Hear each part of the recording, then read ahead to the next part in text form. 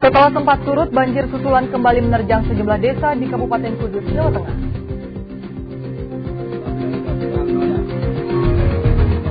Tim SAR melibatkan paranormal untuk mencari korban jatuhnya pesawat nomad TNI AL di perairan Sabang, Nangro, Aceh, Darussalam.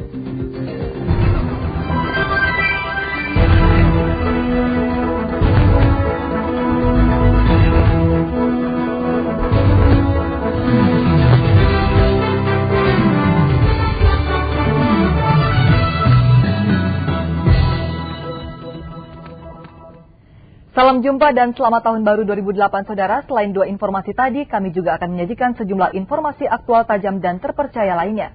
Bersama saya Winnie Arnold, segera kita mulai laporan pertama.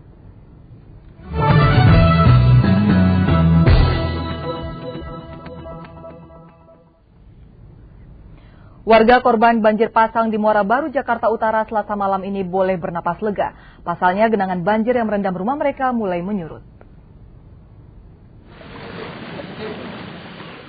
Inilah kondisi banjir pasang terakhir di Muara Baru. Genangan banjir yang menggenangi wilayah itu sejak pukul 5 pagi akibat hujan deras pada malam pergantian tahun baru berangsur-angsur menyurut. Ketinggian air tinggal 10 cm.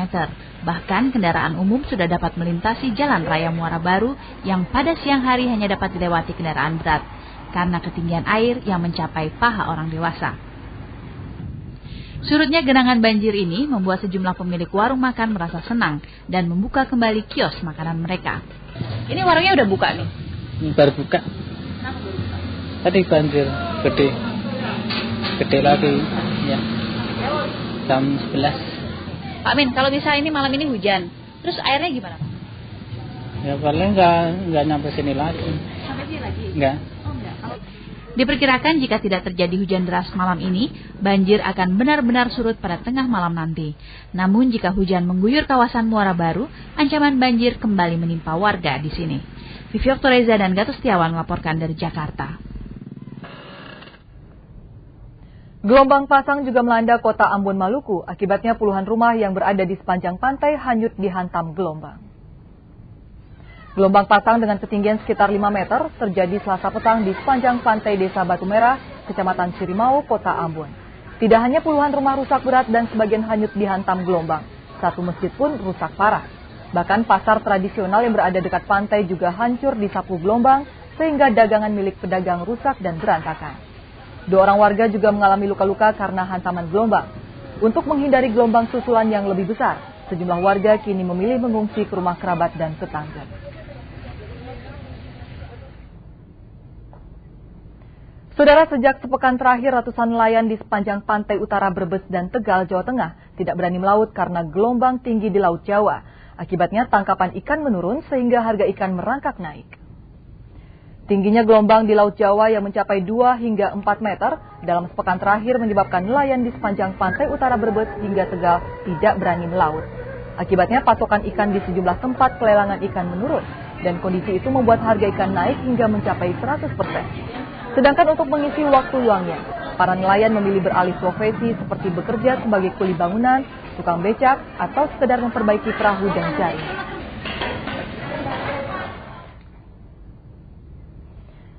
Meski batas waktu pencarian korban longsor di Tawangmangu, Karanganyar, Jawa Tengah Selasa ini berakhir, pencarian korban akan terus dilakukan.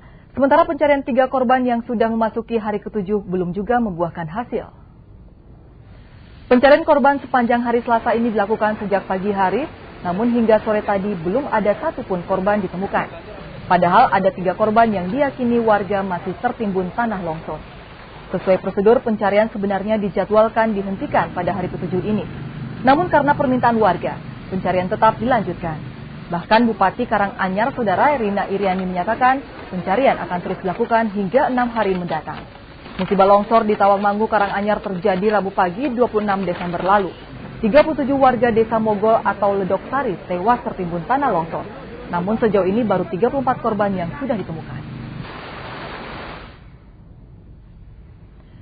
Saudara, setelah sempat surut, banjir susulan kembali menerjang Kabupaten Kudus, Jawa Tengah. Desa-desa yang sebelumnya tidak terendam air kini kebanjiran. Banjir susulan terjadi karena datangnya air kiriman dari Kabupaten Grobogan. Padahal belum seluruh tanggul yang jebol saat banjir lalu selesai diperbaiki. Banjir susulan yang menerjang Kabupaten Kudus merupakan banjir kiriman dari Kabupaten Grobogan. Aliran air yang melalui Sungai Serang kemudian meluap dan menggenangi beberapa wilayah di Kudus. Arus air dengan cepat menggenangi pemukiman karena sebagian tanggul yang jebol akibat banjir besar sebelumnya belum diperbaiki. Dari 8 titik tanggul yang jebol, baru diperbaiki 3 titik. 5 diantaranya masih dibiarkan jebol. Namun sekarang ini aliran sungai dari Kelambu ke Sungai Wulan dan Juwana ini sudah sebagian melimpah dari tanggul-tanggul masuk ke desa kembali. Akibat banjir susulan ini, Jalan Raya Kudus Grobogan di wilayah desa Undaan Lor tergenang hingga 50 cm. Banjir juga memutus jalur transportasi ke desa Wonosoco sehingga terisolir. Sebelumnya 16 desa di kecamatan ini terendam air hingga 2 meter. Bahkan di desa Jetis, kecamatan Jati yang bebas dari banjir minggu lalu, kini justru tergenang. Banjir susulan ini dikhawatirkan masih mengancam sebab curah hujan masih tinggi. Yudi Sutomo dan Tovan Yuda melaporkan dari Kudus, Jawa Tengah. Musibah banjir silih berganti melanda sejumlah daerah di Jawa Timur dan Jawa Tengah. Sebelum Gresik diserang banjir hari ini, sejak Rabu pekan lalu banjir menyusuri sejumlah daerah di Jawa Timur. Daerah Bojonegoro sejak beberapa hari ini terendam banjir cukup parah.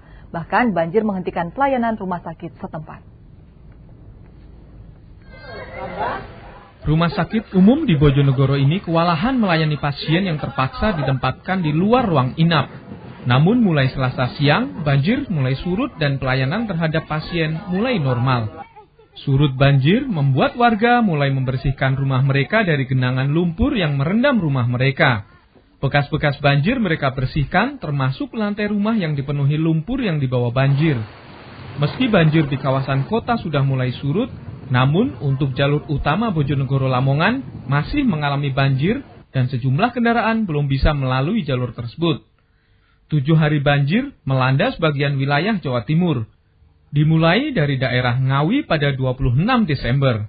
3 hari berselang, banjir merendam Bojonegoro dan disusul Lamongan sehari berikutnya. Tim Liputan 6 SCTV melaporkan dari Bojonegoro dan Lamongan, Jawa Timur. Saudara, beberapa kawasan lain juga masih dilanda banjir. Di Solo meski ketinggian air sudah jauh berkurang, pemerintah mengingatkan warga agar tetap waspada karena curah hujan masih tinggi. Di Serang, Banten, hujan deras yang mengguyur kota Serang selama hampir 3 jam menyebabkan sejumlah ruas jalan protokol tergenang air hingga setinggi lutut, sehingga mengganggu arus kendaraan yang hendak berwisata. Setelah sepekan dilanda banjir, sejumlah kawasan di kota Solo, Jawa Tengah masih terendam. Meski ketinggian air sudah mulai surut, seiring dengan surutnya air di Bengawan Solo, pemerintah kota mengingatkan warga untuk tetap waspada. Sebab menurut ramalan pihak BMG, curah hujan tinggi masih akan terus terjadi hingga bulan Februari mendatang. Warga yang semula mengungsi juga sudah kembali ke rumah masing-masing dan direpotkan dengan membersihkan isi rumah yang dipenuhi lumpur dan sampah. Bahkan tumpukan sampah juga terlihat di sejumlah kawasan. Ratusan tenaga kebersihan dikerahkan untuk mengangkutnya ke tempat pembuangan akhir agar tidak mendatangkan penyakit bagi warga. Kawasan kota Serang, Banten yang sempat diguyur hujan deras selama hampir 3 jam menyebabkan sejumlah jalan protokol tergenang air hingga setinggi lutut. Kondisi ini mengganggu arus kendaraan yang lewat, termasuk yang akan berwisata ke Pantai Anyer dan Carita. Bahkan sejumlah kendaraan roda 2 juga mogok. Tim Liputan 6 SCTV melaporkan dari Serang, Banten dan Solo, Jawa Tengah. Bagaimana cuaca kota Jakarta dan kota-kota besar lainnya? Berikut perakiran cuaca yang berlaku di Jakarta dan sejumlah kota besar lainnya mulai dini hari hingga pagi nanti.